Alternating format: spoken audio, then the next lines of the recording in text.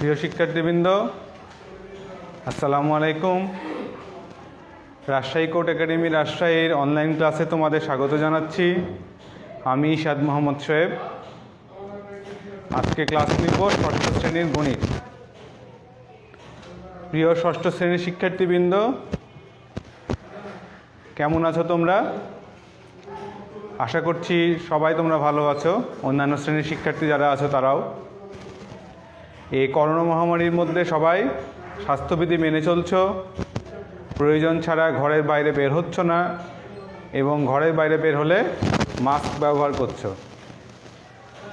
আর ষষ্ঠ থেকে নবম শ্রেণীর তোমাদেরকে সরকার থেকে কী করা হয়েছে? অ্যাসাইনমেন্ট দেওয়া হয়েছে। যেহেতু করোনা মহামারীর জন্য এবার বার্ষিক পরীক্ষা স্কুলের তোমাদের হচ্ছে না, আর আমরা সরাসরিও ক্লাস নিতে পারছি না, আমরা অনলাইনে নিয়মিত ক্লাস নিচ্ছি। ঠিক আছে? তো অ্যাসাইনমেন্টগুলো আশা করছি তোমরা স্কুল থেকে সংগ্রহ করেছো। ইতিমধ্যে অ্যাসাইনমেন্ট 1 তোমরা জমা দিয়েছো। অ্যাসাইনমেন্ট 2 এখন কি করছো? সমাধান করছো, লিখছো। এটা জমা দিয়ে আজকে থেকে 3 নাম্বার অ্যাসাইনমেন্ট দেওয়া হবে, আগামীকাল বা তারপরের দিন থেকে। তোমরা একদিনে বেশি সবাই না এসে আলাদা আলাদা দিনে এসে, ঠিক আছে, ভিড় না করে তোমরা অ্যাসাইনমেন্টগুলো স্কুল থেকে সংগ্রহ করে নিয়ে যাবা। এবং আসার সময় অবশ্যই আবারও বলছি, মাস্ক ব্যবহার করবা। ঠিক আছে? তো আমরা কি আলোচনা করছিলাম গত ক্লাসে? তোমাদের রিভাইজ সিলেবাস যেটা দেওয়া হয়েছে মাউসি কর্তৃক, সরকার কর্তৃক, তার উপর ভিত্তি করে আমরা বেসিক কিছু ধারণা জ্যামিতির আলোচনা করছিলাম। জ্যামিতি সম্পর্কিত কোণ আলোচনা করেছিলাম, বিভিন্ন রকম কোণ। ঠিক আছে? সূক্ষ্ম কোণ, সমকোণ, স্থূল কোণ, পূরক কোণ, সম্পূরক কোণ। ঠিক আছে? এগুলো আলোচনা করেছিলাম। তো আজকে আমরা দেখব কিছু ত্রিভুজের প্রকারভেদ। ঠিক আছে? ত্রিভুজ তো কি আমরা চিনি। ঠিক আছে?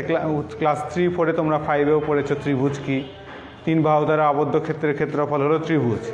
তো কোণের ভিত্তিতে ত্রিভুজের ভাগ আর বাহুর ভিত্তিতে ত্রিভুজের কিছু শ্রেণী বিভাগ আছে, এগুলো আলোচনা করব। এরপরে আমরা একটা উপপাদ্য সম্পর্কে আলোচনা করব। তাহলে প্রথমে ত্রিভুজের শ্রেণী বিভাগটা আলোচনা করি।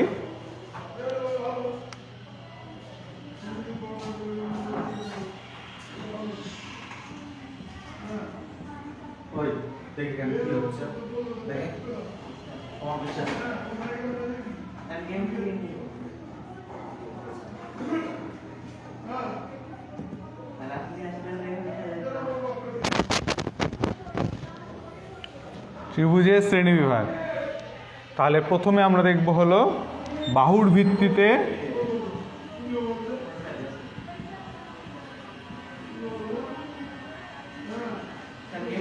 ত্রিভুজের শ্রেণী বিভাগ। বাহুর ভিত্তিতে ত্রিভুজ কয় প্রকার? বাহুর ভিত্তিতে ত্রিভুজ 3 প্রকার। কি কি? সমবাহু ত্রিভুজ, সমদ্বিবাহু ত্রিভুজ এবং বিষমবাহু ত্রিভুজ। ঠিক আছে? তাহলে বাহুর ভিত্তিতে ত্রিভুজ 3 প্রকার। 1 নাম্বার কি?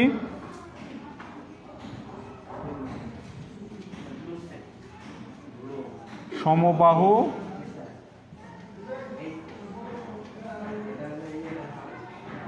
ত্রিভুজ। সমবাহু, সম মানে কি? সমান। ঠিক আছে? বাহু মানে তো 3টা রেখা। তাহলে যে ত্রিভুজের সকল বাহু সমান তাকে বলা হয় হলো সমবাহু ত্রিভুজ। ঠিক আছে?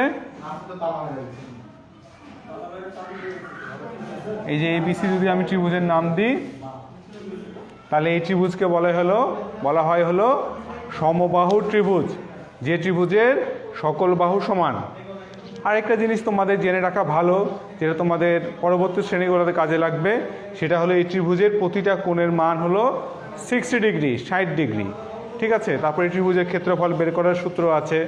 ঠিক আছে? এগুলো তোমরা পরবর্তী শ্রেণীতে জানবা। তোমাদের ত্রিভুজটা শুধুমাত্র চিনে রাখা এখন প্রয়োজন, যে কোনটা সমবাহু ত্রিভুজ। তাহলে যে ত্রিভুজের 3টা বাহুই সমান তাকে বলা হয় হলো সমবাহু ত্রিভুজ। 2 নাম্বার কি?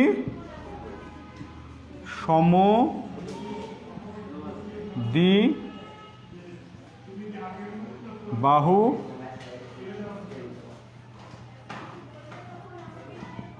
ত্রিভুজ। সমদ্বিবাহু ত্রিভুজ কি?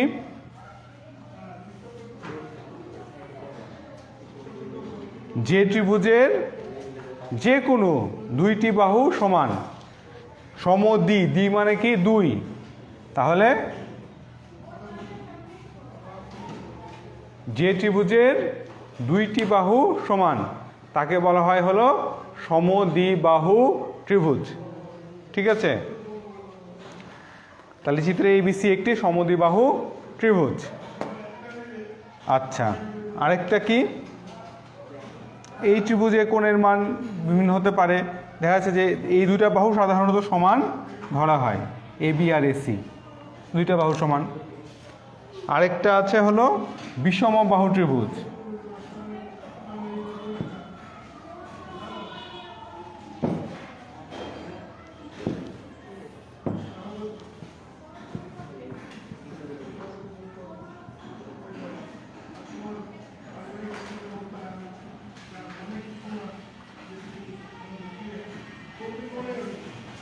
বিষম মানে কি? বিষম মানে যে ত্রিভুজের কোনো বাহুই সমান না তাকে বলা হয় হলো বিষমবাহু ত্রিভুজ। তিন মাপ পরিমাপ, এটা একটা মাপ, এটা একটা মাপ, এটা একটা মাপ, তিনটা কি সমান? সমান না, তাহলে এটাকে বলা হয় হলো বিষমবাহু ত্রিভুজ।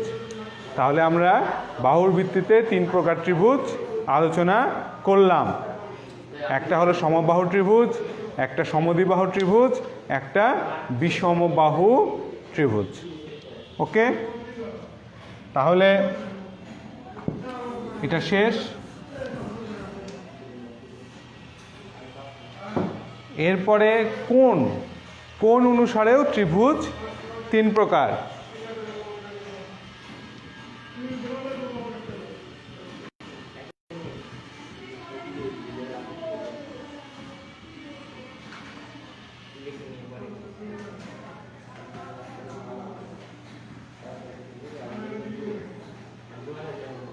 কোণের ভিত্তিতেও ত্রিভুজ তিন প্রকার। কি কি? কোণ তিন প্রকার আমরা পড়েছিলাম, মনে আছে? সূক্ষ্মকোণী ত্রিভুজ, সমকোণী ত্রিভুজ, সূক্ষ্মকোণ, সমকোণ, স্থূলকোণ পড়েছিলাম। তাহলে ওই কোণ অনুসারেই ত্রিভুজকে তিন ভাগে ভাগ করা হয়। তাহলে কোণের মাপ অনুসারে এক নাম্বার হলো সূক্ষ্মকোণী ত্রিভুজ।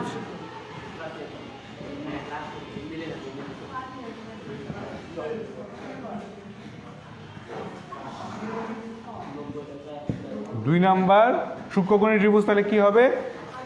যে ত্রিভুজের প্রত্যেকটা কোণের মান 90 ডিগ্রির থেকে কম, মানে তাহলে 90 ডিগ্রি থেকে কম কোণকে কি বলে? সূক্ষ্মকোণ।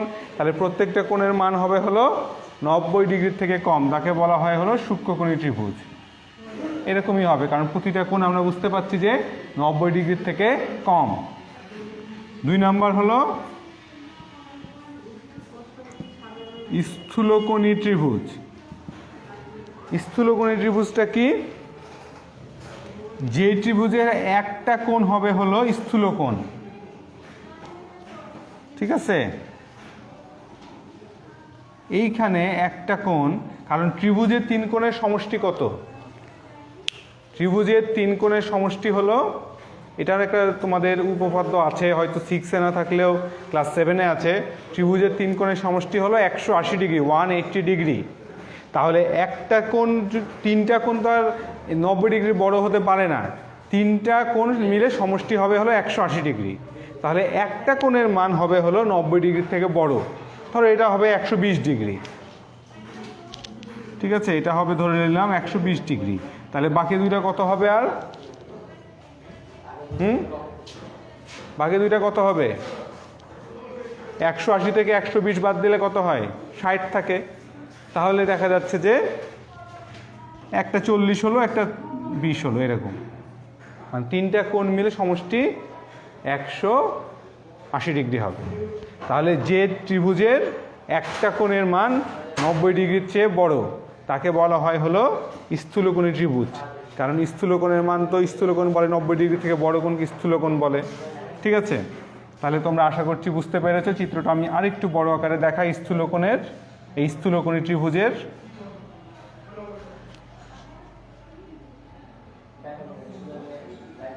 এইরকম এই কোণের মানটা 90 ডিগ্রির থেকে বড়। আর 3 নাম্বার হলো সমকোণী ত্রিভুজ। এটা খুবই সহজ, সমকোণী ত্রিভুজ ওই যে ত্রিভুজের একটা কোণ সমকোণ, এটা তোমাদেরকে দেখিয়েছিলাম মনে কত ক্লাসে। এই যে একটা কোণের মান হলো কত, 90 ডিগ্রি, তাকে বলা হয় হলো সমকোণী ত্রিভুজ। তাহলে এটা সূক্ষ্মকোণী ত্রিভুজ, এটা স্থূলকোণী ত্রিভুজ, এটা সমকোণী ত্রিভুজ। পরীক্ষায় যদি হতো, তোমাদের কিন্তু ভবিষ্যতে এগুলো লাগবে। এবছর পরীক্ষা হচ্ছে না বলে তোমাদের ধারণা তোমরা নিবা না, তাহলে কিন্তু পরবর্তী শ্রেণীতে তোমরা কি বিপদে পড়বে। তখন এগুলো আবার আলোচনা তোমাদের শেখা লাগবে। ওই জন্য এখন এই জিনিসগুলা শিখে নেওয়া প্রয়োজন, যে কোনটা কী ত্রিভুজ, কোনটা কোণের মান কত। ঠিক আছে, তাহলে এটা সূক্ষ্মকোণী ত্রিভুজ, এটা স্থূলকোণী ত্রিভুজ, এটা সমকোণী ত্রিভুজ। তাহলে ত্রিভুজের শ্রেণীবিভাগ আলোচনা এ পর্যন্তই। আমরা এরপরে তোমাদের উপপাদ্য সম্পর্কে আলোচনা করব। তোমরা যেহেতু ষষ্ঠ শ্রেণীর শিক্ষার্থী, তোমরা উপপাদ্য সম্পাদ্য এগুলো আগে পড়োনি। ঠিক আছে, উপপাদ্যটা কি হবে, একটা তথ্য দেওয়া থাকবে, একটা চিত্র থাকবে, এরপরে অঙ্কন এবং প্রমাণের মাধ্যমে এটা প্রমাণিত করতে হবে। এটাই হলো উপপাদ্য। ঠিক আছে, এখানে তোমাদের বইয়ে কিছু উপপাদ্য দেওয়া আছে, উপপাদ্য কিভাবে লিখতে হয়।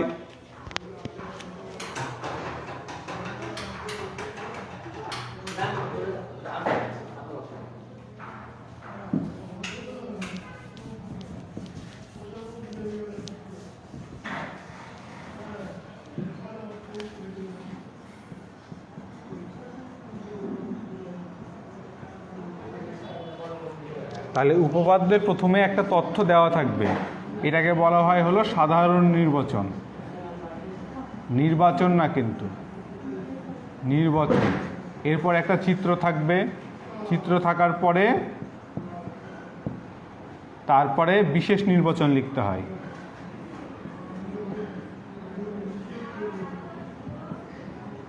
এরপর যদি অঙ্কন যদি প্রয়োজন হয়, যদি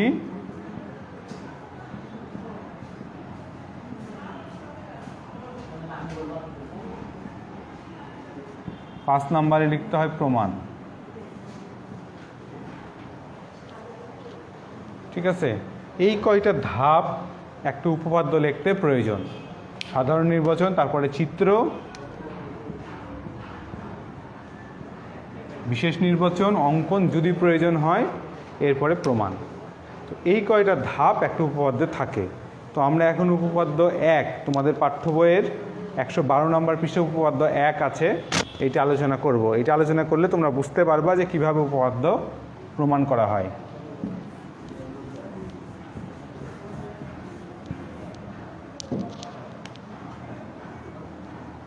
তো উপপাদ্য 1 যেটা আছে, এখানে দেখো একটা জিনিস আমরা জানি যে এটা হলো 3 কোণের সমষ্টি 2 সমকোণ, বা 2টা কোণের সমষ্টি 2 সমকোণ, কিন্তু এটা প্রমাণ করে দেখাতে হবে।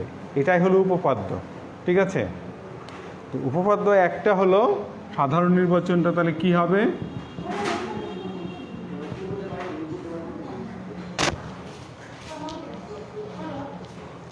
একটি সরলরেখার একটি বিন্দুতে অপর একটি রশ্মি মিলিত হলে যে দুইটি সন্নিহিত কোণ উৎপন্ন হয় তাদের সমষ্টি 2 সমকোণ।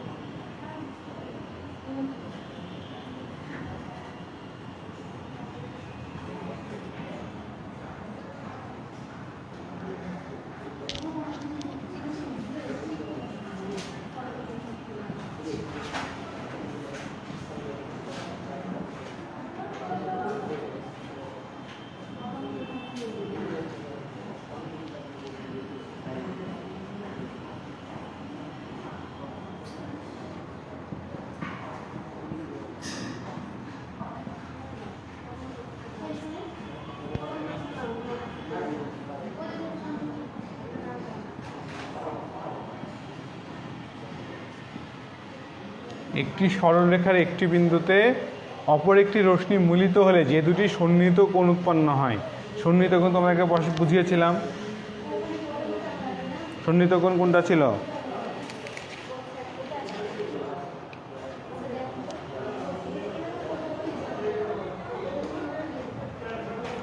একটা তলে যদি দুইটা কোণের শীর্ষবিন্দু একই হয় এবং কোণ দুইটা যদি সাধারণ বাহুর বিপরীত পার্শ্বে অবস্থান করে তাহলে তাকে বলা হলো সন্নিহিত কোণ।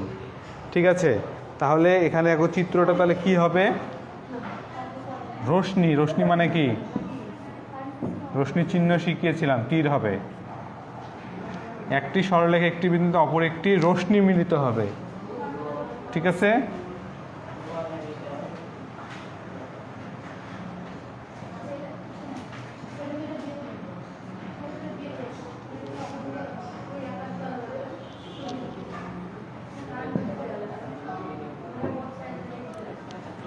এটা সরলরেখা। সরলরেখার নাম আমরা দিলাম এ বি, এটা দিলাম ও। তাহলে একটি সরলরেখার ও বিন্দুতে অপর একটি রশ্মি, রশ্মির নাম আমরা দিলাম হলো সি। ঠিক আছে, ওপর একটা রশ্মি মিলিত হলো। মিলিত হলে যে কোণ দুইটা, এখানে দুটো কোণ উৎপন্ন হয়েছে না? এটা একটা কোণ আর এটা একটা কোণ। এই দুটা কোণ উৎপন্ন হলো, এই দুটা কোণের সমষ্টি প্রমাণ করতে হবে হলো দুই সমকোণ। ঠিক আছে, তাহলে এরপরে আমাদের লিখতে হবে কি? বিশেষ নির্বাচন।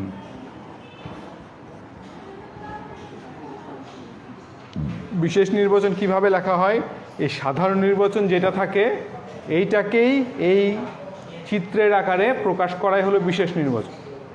ঠিক আছে, তাহলে প্রথমে লিখতে হয় মনে করি এবি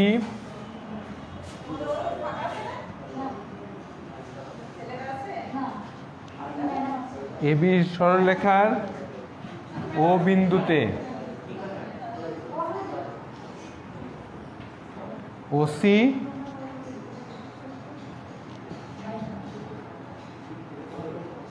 রশ্মি মিলিত হয়েছে। এবি সরলরেখার ও বিন্দুতে ওসি রশ্মি কি হয়েছে? মিলিত হয়েছে। ফলে কি কি কোণ উৎপন্ন হয়েছে? আমি এটা লিখলাম না। এওসি কোণ আর বিওসি কোণ উৎপন্ন হয়েছে। বিওসি দুটো কি?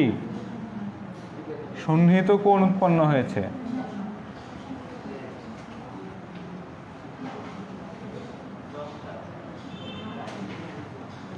আচ্ছা, নিচে তো হয়তো তোমরা দেখতে পাবা না, তাহলে আমি সাধারণ নির্বাচনটা মুছে দিচ্ছি।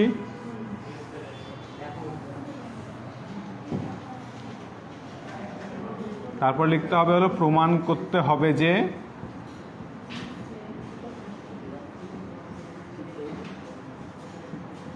কোণ এওসি প্লাস বিওসি সমান সমান দুই সমকোণ। এটা প্রমাণ করতে হবে। তাহলে এখানে আমাদের একটা অঙ্কনের প্রয়োজন আছে। ঠিক আছে, অঙ্কনটা হলো এখানে একটা লম্ব আঁকাতে হবে।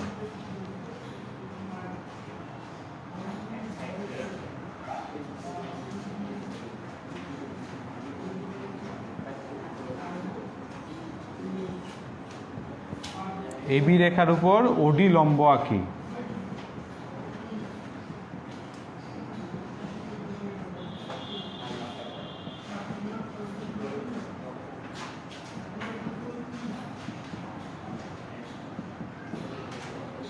এরপরে প্রমাণ। তাহলে বিশেষ নির্বাচন তো তোমরা বুঝতে পারলা, অঙ্কনটাও বুঝেছো, এবার প্রমাণটা ভালোভাবে বুঝো। দেখো, এই পাশে একটা কোণ আছে আর এই পাশে কি দুইটা কোণ। ঠিক আছে, তাহলে আমরা কি করব?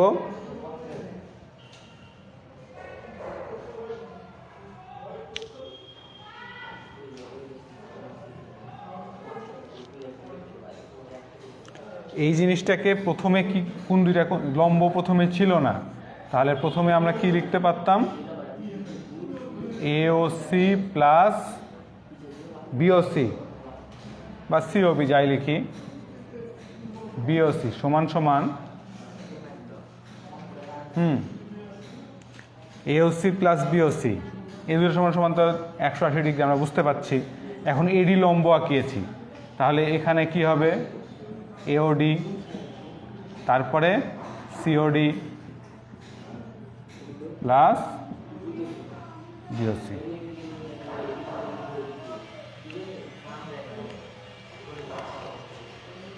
এখন এটা একদমই সহজ উপপাদ্য। দেখো এওসি প্লাস বিওসি এ পাশে থাকলো, ঠিক আছে, এওসি প্লাস বিওসি এটা সমান সমানই তো আমাদের দুই সমকোণ প্রমাণ করতে হবে, তাই না? এওসি প্লাস বিওসি এটা তো আমরা বাম পাশে থেকে গেছে, এই ডান পাশের এই মানটা আমাদের প্রমাণ করতে হবে হলো দুই সমকোণ। তাহলে কি আমরা কি জানি,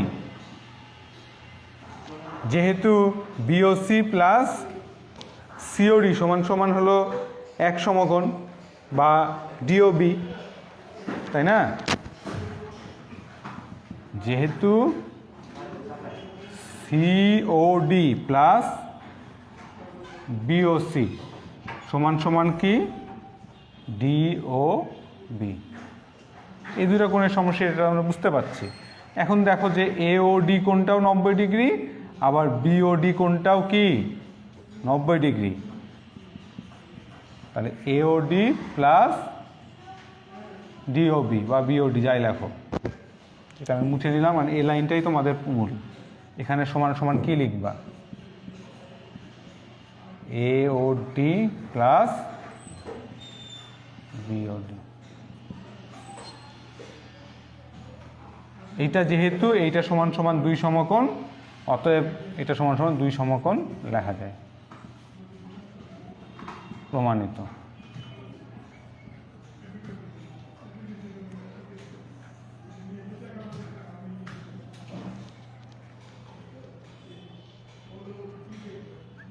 এই তো সহজ একটা উপপাদ্য, যেহেতু এওডি ও ডিওবি প্রত্যেকে হলো এক সমকোণ, এটা সমান সমান, তাহলে আমরা দুই সমকোণ লিখে দিতে পারি, প্রমাণিত, শেষ। তাহলে উপপাদ্য লেখার নিয়ম আশা করছি তোমরা বুঝতে পারলা। তোমাদের সৃজনশীল প্রশ্ন যখন ক্লাস 7-এ আসবে তখন কিন্তু উপপাদ্যতে এই সংখ্যা ইগুলা প্রতীকগুলা সাংকেতিক চিহ্নগুলা পরিবর্তন করে আসে, এই জন্য বা একটু অন্যভাবে ঘুরিয়েও আসে, যার কারণে তোমরা অনেক সময় উপপাদ্য অ্যান্সার করতে চাও না বা পড়োই না।